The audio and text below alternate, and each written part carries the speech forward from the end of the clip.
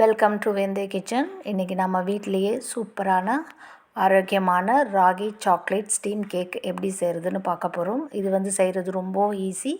அதை எப்படி செய்கிறதுன்னு பார்க்கலாம் வாங்க.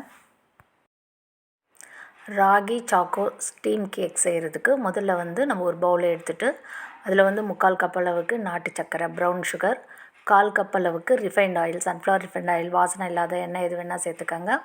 2 டேபிள் ஸ்பூன் அளவுக்கு புளிப்பு இல்லாத தயிர் எடுத்துக்கணும். தயிர் எடுத்துகிட்டு அதை நல்லா நம்ம ஒரு விஸ்க் வச்சு நல்லா மிக்ஸ் பண்ணிவிடுங்க. மிக்ஸ் பண்ணிவிட்டு அது நல்லா கரைஞ்சி கொஞ்சம் அந்த நாட்டு சக்கரை நல்லா கரைஞ்சதும் அதுக்கப்புறம் அதில் 3/4 கப் அளவுக்கு பால் சேர்த்துட்டு இது காய்ச்சி ஆற வச்ச பால் சேர்த்துக்கோங்க. நல்லா பால் சேர்த்து நல்லா மிக்ஸ் பண்ணிடணும். அதையும் நல்லா சர்க்கரை எல்லாம் கரைஞ்சிட்டு நல்லா மிக்ஸ் ஆகிட்டதும் அது கூட 1 கப் அளவுக்கு ராகி ஃப்ளார் சேர்த்துக்கிட்டு ஒரு 1/2 டீஸ்பூன் அளவுக்கு நம்ம பேக்கிங் பவுடர் சேர்க்க போகிறோம். இப்போ 1 கப் அளவுக்கு ராகி ஃப்ளார் சேர்த்தாச்சு. 1/2 டீஸ்பூன் அளவுக்கு பேக்கிங் பவுடர், அப்புறம் 1/4 டீஸ்பூன் அளவுக்கு பேக்கிங் சோடா சேர்த்துக்கோங்க. 1/4 ஸ்பூன் அளவுக்கு சால்ட்டு.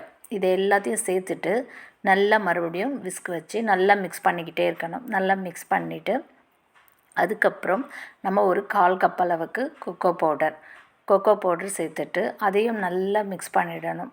1/4 கப் அளவுக்கு கொக்கோ பவுடர் சேர்த்துட்றேன். சேர்த்துட்டு அதையும் நல்லா மிக்ஸ் பண்ணிவிடுங்க.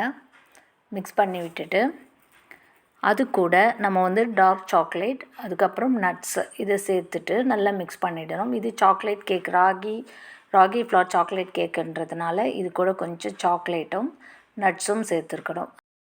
கேக் பேட்டர் இப்போ சூப்பராக ரெடி ஆகிடுச்சு. அது ஒரு சின்ன சின்ன கிண்ணங்களை 4 எடுத்து வச்சுருக்கேன். அதில் ஆயில் க்ரீஸ் பண்ணி வச்சுருக்கு. இப்போ ஒரு கரண்டி அளவுக்கு இதில் நான் சேர்த்துடுறேன் கேக் ஃப்ளாரை. சேர்த்துட்டு நம்ம இப்போ அதை நம்ம வேக வச்சு எடுக்கணும். அதுக்கு முன்னாடி இதை சேர்த்துட்டு அது கூட கொஞ்சமாக டார்க் சாக்லேட், அப்புறம் நட்ஸு, நறுக்கி வச்ச நட்ஸு கொஞ்சம் மேலே கார்னிஷிங்க்கு சேர்த்துட்டு அதை நாம் வேக வச்சு எடுக்க போகிறோம். இப்போ ரெடி ஆகிடுச்சு. இதை ஒரு இட்லி பாத்திரத்தில் வச்சுட்டு நம்ம வேக வச்சு எடுக்கலாம். இப்போது இட்லி பாத்திரத்தில் தண்ணி வச்சு நல்லா சூடாயிருச்சு. தண்ணி சூடாகிட்டதும் அதில் இந்த கேக் பேட்டர்ஸ் எல்லாத்தையும் எடுத்து நம்ம வச்சுட்டு ஒரு 30 நிமிஷம் அளவுக்கு நல்லா வேக வச்சு எடுக்கணும். நல்லா வேகணும். இது ராகி மாவுன்றதுனால கொஞ்சம் நல்லா வேகிறதுக்கு நேரம் பிடிக்கும். நல்லா வேக வச்சுட்டு சூப்பரான கேக்கு ரெடி ஆகிடும். பாருங்கள், சூப்பரான கேக்கு ரெடி ஆகிடுச்சு. இதை நம்ம எடுத்து ஆற வச்சுட்டு சர்வ் பண்ண வேண்டியது தான். இந்த கேக்கு குழந்தைங்கள்லேருந்து பெரியவங்க வரைக்கும் எல்லாருக்குமே ரொம்ப பிடிக்கும். நான் இந்த கேக்கை எடுத்து காட்டுறேன். இப்போ பாருங்கள், இது கேக்கு எடுத்தாச்சு. எவ்வளோ சாஃப்டாக வந்திருக்கு பாருங்கள். இந்த கேக் ரொம்ப சாஃப்டாக தான் இருக்கும். சாக்லேட் நம்ம உள்ளே வச்சு செய்கிறதுனால நல்லா மெல்ட் ஆகும் இந்த சாக்லேட்டு. இதை நான் கட் பண்ணி காட்டுறேன் பாருங்கள், எவ்வளோ சாஃப்டாக இருக்குது.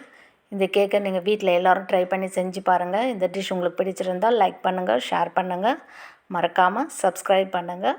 தேங்க்யூ.